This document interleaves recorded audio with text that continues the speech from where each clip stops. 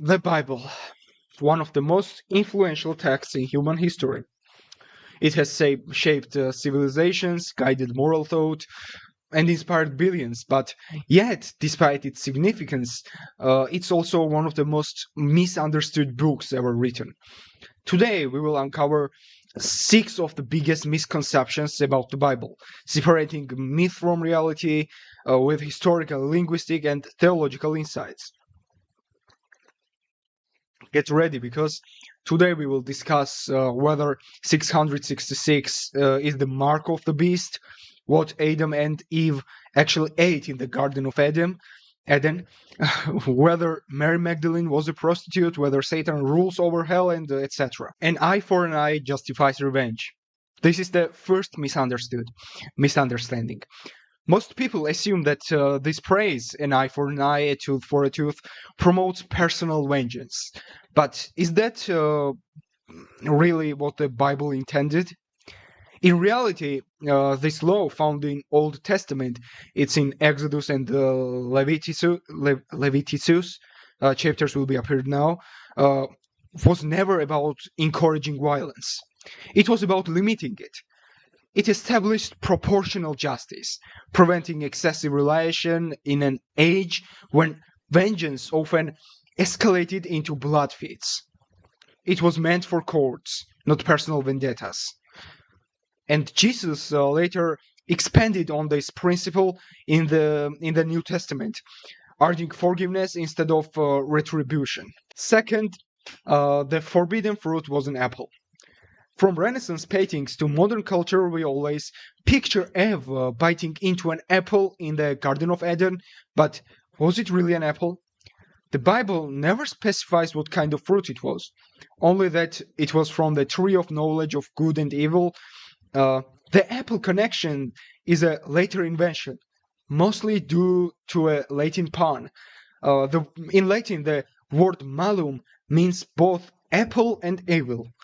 But if we step away from medieval European interpretations, and look deeper into ancient traditions, we find something much more interesting. Many researchers and esoteric scholars believe that the forbidden fruit was not a fruit at all. It was actually a psychedelic mushroom, specifically Amanita muscaria. This bright red mushroom with white spots have been used in various cultures for thousands of years as a tool for spiritual enlightenment. Think about it. The fruit in Genesis grants Adam and Eve knowledge, opening their eyes to a new perception of the world. Psychedelics have been known to induce profound spiritual and philosophical awakenings, altering consciousness and revealing hidden truths. In many shamanic traditions, Amanita muscaria is seen as a gateway to divine wisdom, just like the tree of knowledge. Furthermore, ancient artwork and myths suggest a connection between sacred mushrooms and divine revelation. Some even speculate that early religious experiences, including those described in biblical times, may have involved altered states of consciousness brought on by entheogenic substances. Of course, this theory is not mainstream, and many religious scholars reject it. But when you step back and question why a simple piece of fruit will be forbidden, yet have the power to open the eyes of humanity, well, let's just say there's more to the story than we were taught. Third misunderstanding is that the Bible says the world was created in 6 literal days. One of the most debated topics in theology and science is the creation story. Many believe that the Bible claims the universe was created in 6 24-hour days. But is that interpretation accurate? The original Hebrew word for day in Genesis, it sounds like yom, does not always mean a literal 24-hour day. It can also refer to an undefined length of time, much like how we say back in my day, to describe a period rather than a single day. Many early theologians, even before modern science, suggested that Yom might symbolize long epochs rather than 24-hour days. For example, For example, Saint Augustine, writing in the 4th century, argued that the days of Genesis might not correspond to human time at all. This interpretation aligns with scientific perspectives of an ancient universe, showing that the Bible and science may not be as contradictory as they seem. The real question is not whether Genesis is wrong or right, but whether it was ever meant to be read as a scientific account in the first place. Fourth misunderstanding is that Mary Magdalene was a prostitute. This is one of the most enduring and misleading myths in Christian history, the portrayal of Mary Magdalene as a prostitute. However, this characterization is not supported by the oldest and most reliable manuscripts of the New Testament.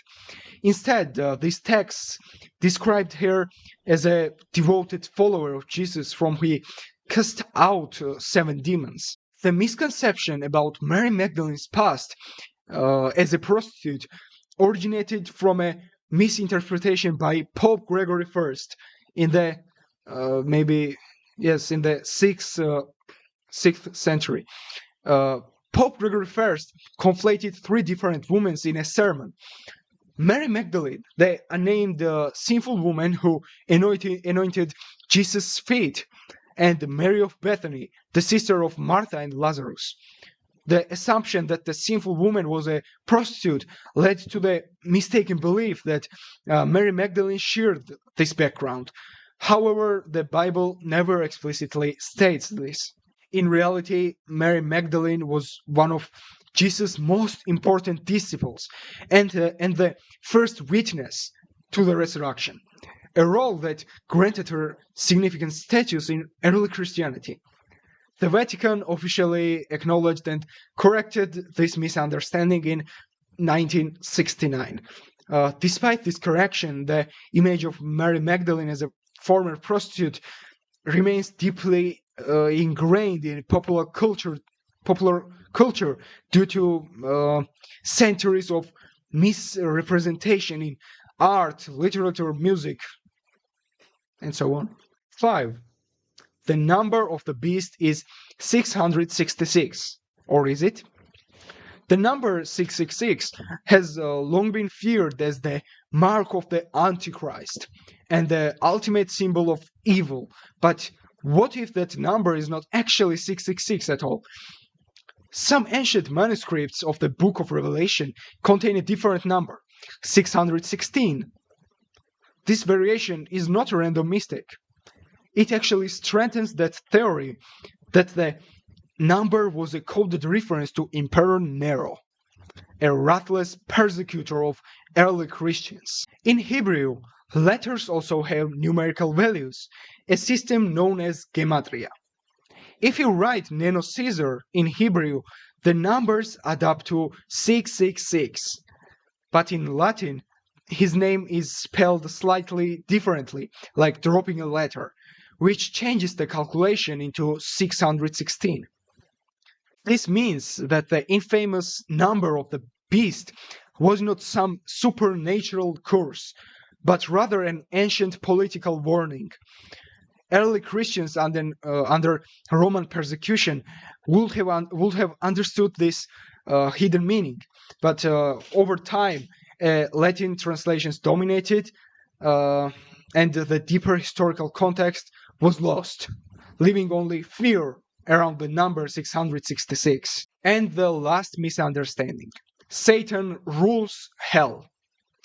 Ask the average person about Satan, and they will probably picture him sitting on a throne in hell, ruling over the damned with horns and a pitchfork. Pop culture has turned him into hell's king. But is that really what the Bible says? Not at all. In fact, the Bible never says Satan rules hell. Instead, it describes hell as a place of punishment for Satan, not his kingdom.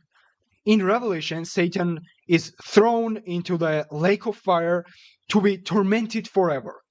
There's no mention him having power there. He's not the ruler, he's just another prisoner.